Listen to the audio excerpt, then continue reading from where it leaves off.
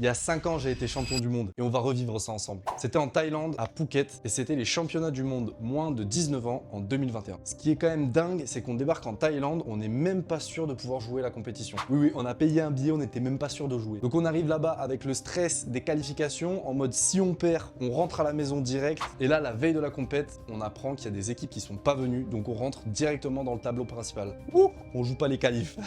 Ce qu'il faut savoir, c'est quand on part sur des compétitions comme ça, on a généralement toujours la même routine. On partait en muscu et on faisait notre déverrouillage articulaire. Il faut savoir qu'à Phuket, c'est vraiment beau. Le cadre, il était magnifique, mais il faisait hyper chaud. Il faisait 40 degrés, énormément d'humidité. T'as l'impression de respirer de l'eau. Donc ce qu'on faisait avec le coach et le kiné, on faisait des grosses écharpes de glace qu'on mettait au temps mort pour pouvoir refroidir notre corps. Bref, on commence la compétition, on joue contre la Colombie, on propose un bon niveau de jeu, ce qui nous permet de gagner 2-0. Le deuxième match, c'était contre la Belgique, c'était nos copains, mais bon, sur le terrain, il n'y a pas d'amis. On a joué à fond et on a gagné 2-0, c'était vraiment cool. Et entre les matchs, on avait un petit rituel, c'était gros water polo à l'hôtel.